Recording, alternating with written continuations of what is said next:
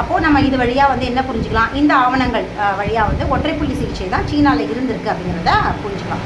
அதே மாதிரி இந்திய அக்குபஞ்சர் வரத்துக்கு முன்னாடி டாக்டர் ஃபஸ்லுர் ரஹ்மான் 1980s 84க்கு அப்புறம் தான் அவங்க அக்குபஞ்சரை படிச்சுட்டு வந்தாங்க. ஸோ அதுக்கு முன்னாடி வரைக்கும் மல்டி நீட்லிங், அதாவது ஆண்டன் ஜெயசூர்யா இந்த பக்கமும் பிகே பாசு நார்த் சைட்லேயும், சவுத்தில் வந்து ஆண்டன் ஜெயசூர்யா, நார்த்தில் வந்து பிகே பாசு, இவங்க 2 பேருடைய ஃபாலோவர்ஸ் எல்லாருமே மல்டி நீட்லிங் தான் வந்து பண்ணிட்டு இருந்தாங்க. அதுலேயுமே வந்து பல சார்பு மருத்துவமாக, அதாவது பிற மருத்துவ கலப்புகளோடு தான் அக்குபஞ்சர் வந்து நார்த்லேயே சவுத்தில் இந்தியாவில் வந்து புழக்கத்தில் இருந்துச்சு. ஸோ இப்படி குழப்பிட்டே இருந்தது, அங்கங்கே குழப்பத்தோடு சுற்றிக்கிட்டு இருந்த அக்குபஞ்சரை தான் டாக்டர் சகோதரர்கள் வந்து 1980க்கு அப்புறம் வந்து ஒழுங்குபடுத்தி அதை மீட்டுருவாக்கம் செஞ்சாங்க. இதுதான் வந்து அக்குபஞ்சருடைய இந்திய வரலாறு அப்படின்னு சொல்லலாம். சரி, இப்போது சீனாலையும் இந்தியா மட்டும் இல்லை, சீனாவில் இதுக்கு முன்னாடி இந்தியாவில் பார்த்திங்கன்னா தமிழகத்தில், தென்பகுதியில் தமிழகத்தில், அதாவது இந்த மருத்துவம் எங்கே உருவாச்சு அப்படின்னு பார்த்திங்கன்னா சீனாவில் தான் உருவாச்சு இல்லையா. அங்கேருந்து ட்ராவல் பண்ணி, அதாவது அப்போல்லாம் எப்படி ட்ராவல் ஆகிருக்கும்னு பார்த்திங்கன்னா அப்பப்போ சமூகத்தில் வந்து ஏற்படுற பிரச்சனைகள், அதாவது மனிதர்கள் இருக்கிறாங்க அப்படின்னாலே திடீர்னு ஒரு சில நேரங்களில் அவங்களுக்குள்ளே ஏற்படுற சிக்கல்கள், சமூக சிக்கல்கள், எதுலையாவது ஒரு போதைக்கு வந்து மனிதர்கள் ஆட்பட்டுகிட்டே இருப்பாங்க. அவங்களுக்கு ஏதோ ஒரு போதை தேவைப்பட்டுட்டே இருக்குது குழப்பறதுக்கு. யாராவது ஒருத்தருடைய தூண்டலின் பேரில் வந்து அவங்க ஒரு போதைக்குள்ளே சிக்கி தங்களை தாங்களே வந்து படிப்படியாக எழுந்துட்டுருக்க நேரங்களில் தான், அந்த நேரங்களில் மனிதர்களை ஒழுங்குபடுத்துறதுக்காக தான் மதம், சமயம் அப்படிங்கிற ஒரு விஷயமே உருவாச்சு. அதுக்கு முன்னாடி வரைக்கும் மனிதர்கள் வந்து இயற்கையை வணங்கிட்டு இருந்தாங்க, மூதாதையர்களை வந்து கொண்டாடிட்டு இருந்தாங்க, இயற்கையை வந்து வழிபட்டுட்டு இருந்தாங்க, மூதாதையர்களை வணங்கிட்டு இருந்தாங்க. அதாவது நம்ம வீட்டில் இப்போ செய்கிறோம் இல்லையா, தாத்தா பாட்டி இருந்தாங்கன்னா தாத்தா பாட்டியை கும்பிடுற மாதிரி அந்த ஊருடைய மூதாதையர்களை வணங்குற ஒரு பழக்கம் நம்மளுடைய பாரம்பரியமாக இருக்குது.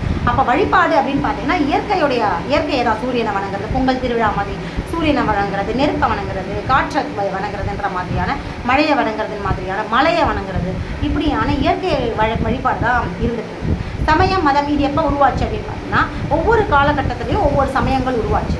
அப்போ சமயங்கள் ஏன் உருவாச்சு அப்படின்னு பார்த்தீங்கன்னா அந்தந்த நேரங்களில் வந்து மனிதர்களுடைய, அதாவது புத்தி சிதிலமடைந்து போகுது, கெட்டு போகுது, ஒரு தேவையில்லாத ஒரு துர்விஷயங்களில் அவங்க சிக்கிக்கிட்டு அந்த மொத்த சமூகத்தையுமே கெடுத்துட்டு வருவாங்க. அப்போது ஒரு கட்டத்தில் வந்து மனித குலத்துடைய எண்ணங்கள், செயல்கள், செய்கைகள் எல்லாம் ரொம்ப மோசமான நிலை போகும்போது ஒரு நல்ல மனிதர்கள் இருப்பாங்க இல்லையா, அவங்க வந்து இதை திருத்துறதுக்காக ஒரு கோட்பாடுகளையும் தத்துவங்களையும் உருவாக்குறாங்க.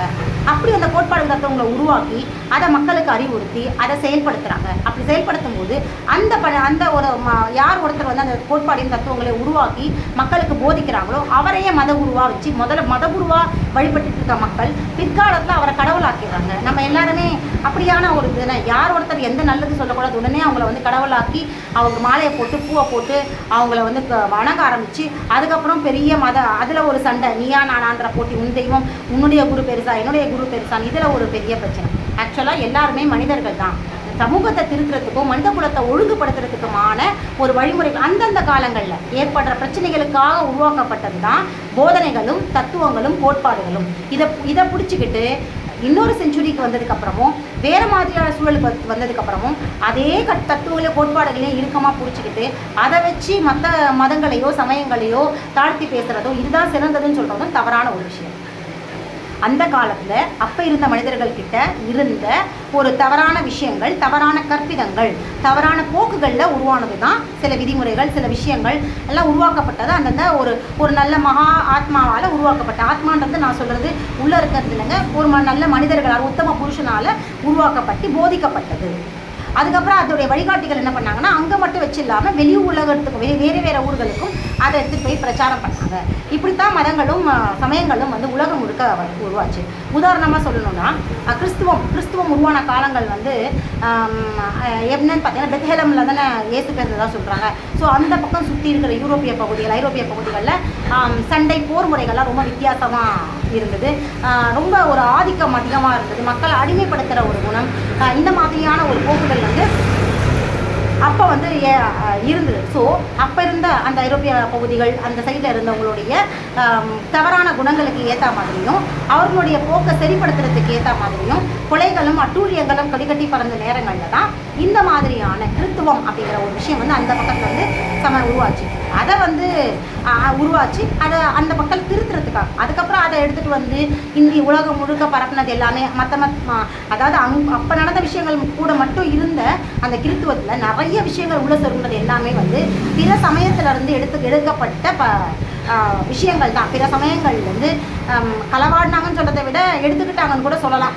எடுத்து உருவாக்கப்பட்டதான் கிறித்துவம். எப்படி ஆங்கில மருத்துவம் வந்து பல மருந்துகளுடைய ரசாயன கலவையினால் உருவாக்கப்பட்ட ஒரு சார்பு மருத்துவமும் அதே மாதிரி தான் கிறித்துவமும் வந்து ஹிந்து, ஜெயினிசம், அதுக்கப்புறம் வந்து இஸ்லாம் இதுலேருந்து எல்லாத்துலேருந்தும் எடுக்கப்பட்ட ஒரு கொஞ்சம் கொஞ்சமாக எடுக்கப்பட்ட ஒரு விஷயம்தான். நிறைய சொல்லலாம். இதுலேருந்து சொல்லணும்னா பைபிள்லேயே போட்டு பாருங்கள், இஸ்லாமியர் வந்து சகோதரர்கள் சொல்லுவாங்க, இஸ்ரேல்லேருந்து தான் வந்ததுன்னு சொல்லுவாங்க. அந்த கதைகள்லாம் நிறைய இருக்குது. ஸோ அதிலிருந்தே தெரியுது இஸ்லாம்லேருந்து பிரிஞ்சு வந்தது தான் கிறிஸ்துவம் அப்படின்றது.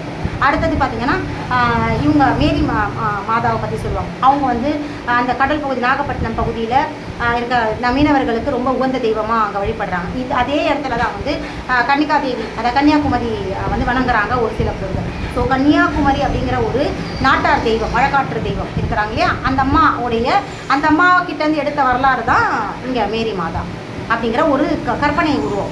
ஆக்சுவலாக அவங்க தான் வந்து கன்னிகாதேவி. இப்படி இந்து இதில் இப்படி எடுத்துட்டாங்க.